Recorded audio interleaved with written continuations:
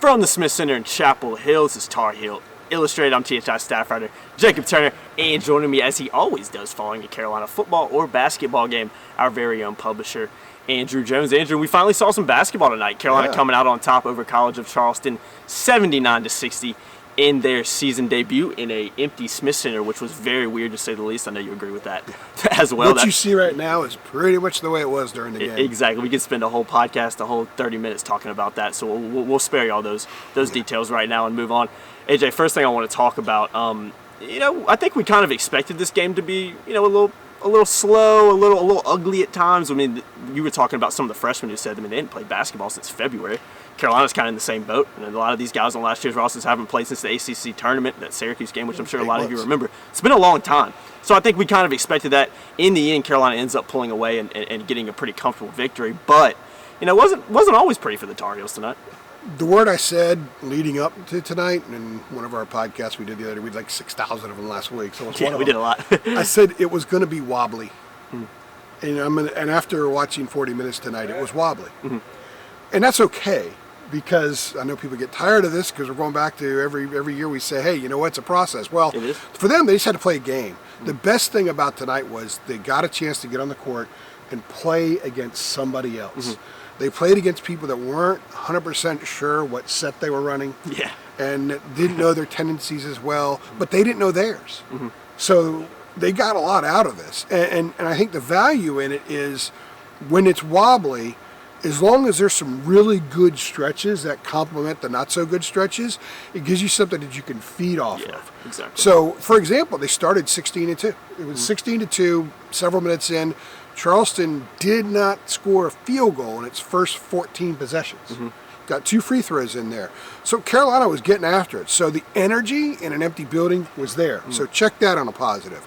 The fact that they were able to convert and they got some second chance points and they were willing to go inside, and Caleb Love in his first, remember he's a volume scoring point guard right now. He was willing to look inside and get it down there to Baycott and get it to Brooks and get them some looks. Check that thing. And then in the second half, after Carolina went through a lengthy so-so stretch where defensively they were poor, the freshmen had a couple really rough moments defensively. That inbound bucket that Charleston got right down there, that's going to be a film room special. Charleston took a 43-42 lead at exactly the 15-minute mark. Boom! Carolina went on a 17-0 run. Charleston was 0 for 7 from the floor, 4 turnovers during that stretch. The Tar Heels weren't lighting up, but they had 4 offensive rebounds. Mm-hmm. So they were getting after it. They were doing the things that they need to do well to win, which is defend and rebound. Mm-hmm. And who was on the court during that entire run?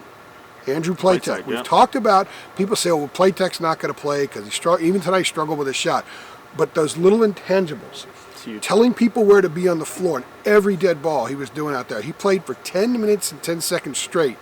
Got in the game, it was 40-40. When he finally went to the bench, it was 67-50. So he gave them that gravitas during that stretch that was able to kind of pull them through. And then Caleb Love was really good, and Sharp was really good, and Baycott was really good. And they were able to get points and get buckets. They were kind of able to layer buckets on top of one another while getting stops on the other end. So wobbly, but there was enough really good stuff and really good stretches that Carolina fans should be very excited, because this is just November 25th. Yeah. And in 3 months from now, the wobbliness will be worked out in many respects, and the really good stuff will be even better. Yeah, you talked about Carolina being wobbly tonight. I mean, when you look at who started at those 2 guard positions, you got 2 true freshmen, Caleb Love, R.J. Davis, starting at those at the point guard and the shooting guard, respectively. They played well tonight. I mean, Caleb Love, leading scorer, 17 points, 4 assists, also had the most assists on the team as well. So really good minutes for him. Struggled with the shot. I think he was 4 of 11, but he was 8 from 8 for the free throw line. So that's pretty solid from him. I mean, he's going to get better. You would expect him to improve on that. And then R.J. Davis, too. I mean, had some moments you would expect from a freshman, but also hit some nice shots, made some nice plays. So I think those are definitely a positive. It's going to be really interesting to see how those guys continue to develop moving forward. The last time they started 2 freshmen in the backcourt was the regional final in 2007, the meltdown game against Georgetown, which I was courtside for. I'll never forget seeing Danny Green take that shot and think, curious shot. Not a great shot right there. Well, 13 and a half years later, they start 2 freshmen in the backcourt again, and you had to like enough of what you saw. Roy was asked afterwards, he says, because he knows that there were a lot of things that they're going to see on film. Like I said, defensively, they were giving up a lot of dribble drives, and sometimes they would drive into the lane and they didn't really have an idea what they were going to do with the ball. But again, first game, freshmen, first time they played against anybody other than themselves in 8 months. So that's going to happen. But one of the things I love about them both is they're both fearless. And Caleb Love gets into the lane. He kind of glides in there. Yeah. Almost, he doesn't look like he's exerting as much energy as other penetrating point guards do when they go in there and get banged around like a pinball. He welcomes the contact. Yeah. And he was able to get to the line.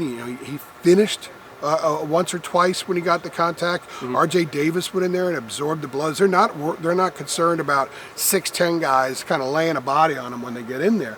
And they'll learn to make better decisions when they're in the lane as they get more into the season and learn what Roy wants to do. But you'd rather on game one have a couple of young freshmen who are doing that than are very passive and timid and get the ball and sort of turn their hip to the basket and can't see half the teammates on the court. That wasn't an issue tonight. These guys are going to improve dramatically, and it's going to be right before your eyes because they're really talented. We saw that tonight. They've got big-time skills. They're really good athletes. They're smart, and they're fearless. That's my takeaway from those two kids tonight.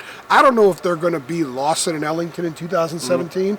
I don't think it's even fair to even look at it, but I know some people will already start making those comparisons.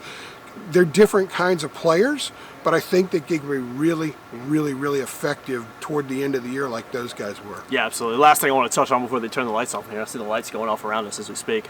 I think we have enough time. We still got work to do up there. Exactly, so. yeah. Dayron Sharp, Armando Bacot, that was a combination in the second half that really seemed to work, especially when Carolina started to pull away. Dayron Sharp really impressed with his game overall, double-double in his first appearance. Armando Bacot, who I was mentioning alongside him, was full of praise from after the game and says he kind of expects him to shatter that double-double record here at Carolina. So those two guys together. That's what he said. Yeah, exactly. Those two guys together, looked really impressive not on the court. Yeah, what are they? They combined for 25 points, and I think it was 18 rebounds. They were 8 for 13 from the floor. They got to the line some. That's great. Before I go into Dayron, Armando was more mature. He was. Oh, yeah. Oh, my gosh. Oh, my God. It was so easy to see. If you haven't watched the post-game presser, which is through Zoom, it's a little awkward, but you can still get a good feel for it if you're familiar with the kids.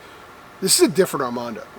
In every way, and he was more efficient with the things he did on the floor tonight. Had a couple of nice blocks, liked the way he played around the basket. Had a couple of a rough play here and there, and it didn't affect him afterward. He didn't carry it with him down to the other end of the court like he did at times last year.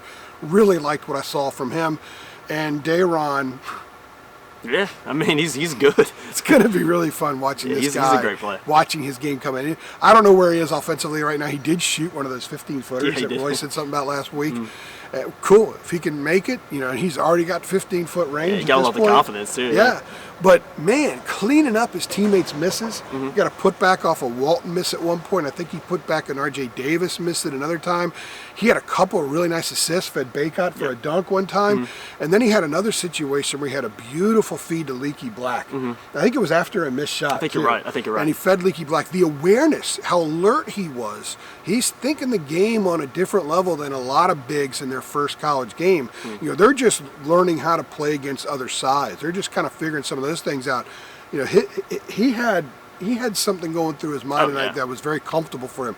He looked like he wasn't stressing, wasn't pushing. It's just, okay, this is my first game. I'm going to make some mistakes. I'm going to do some really good things, and this is cool. I'm getting a lot out of this, and it's going to be a quick process. I think he's going to be really, really good by January. Of course, we want to see him against bigger, better competition, which we will next week, and a lot more of the warts of these kids will be exposed next week. But if you just look at tonight against an OKCAA team, just regard even that, just seeing the way they comport themselves, seeing the way that they tried to play off each other. They didn't always do it, but the way they tried to play off each other and the different parts this team has. It's going to be a pleasure watching Roy bring this thing together. I'm looking forward to it, because he's got a lot of options. And Walker Kessler, who was quarantined here recently, which is why he didn't play in the first half. Yeah, got a lot of questions about and even the few minutes he played, he looked good. You see skill, you see movement, you see too. comfort, you see a guy who's not awkward, a guy that can play the dadgum game. I was trying to channel my inner Roy right there. my inner Roy, which he does not want me to do. Hopefully I'm Roy sure. will give us a thumbs up on this video when he sees that. Anyway, you got to like what you saw. Again, it was College of Charleston, and they were trailing in the second half. But you got to understand, first game, they hadn't played 8 months. the wobbly nature that you're going to see in an opener, especially with so much newness, and the guys coming back, they coming off 14 and 19. Yeah, it's pressure. We didn't notice Garrison Brooks a ton. We didn't notice Leaky Black a ton. Yeah. Part of it was because I was watching the new guys. I wanted to see, because we haven't had a chance to see them yet. So, if you're a Carolina fan, you should be very pleased with what you saw tonight. The concerns, I think, will be dealt with, and they'll get a lot better just having finally played a game. And next week, regardless of what happens, they're going to get a lot better no matter what they do. And they're going to play 3 quality opponents, especially 2 really quality opponents. So we'll get a much better idea of where the kids are now. But I guarantee you, based on what we saw tonight, the upside for improvement is pretty significant. Busy time for Carolina athletics right now. Got to turn and act like I have a watch on. Wristband looks like it's one of these. I had the right body temperature when I came in the building. He was allowed to enter. So I'm looking at my watch. We got football coming. Yeah, we got a huge football game coming, and then 30 hours. And then you'll be up in Asheville next week, obviously for the Maui Asheville Invitational. I never thought I'd say those 2 words. I have to keep saying that's just so weird. Maui and Asheville. 2 opposite places. Polar opposites. Yeah, it's 2024. But I'll be there, and I'll be doing post-game videos exactly. and all that stuff. So plenty of content coming over at TarHeelIllustrated.com, so make sure you guys stay locked to that. But Carolina getting a big win tonight, 79-60 over College of Charleston in their season opener. That's going to do it for me. I've been Jacob Turner. He's been Andrew Jones. If you've enjoyed it, be sure to like it. Be sure to share it. See you guys in the next one. Thanks.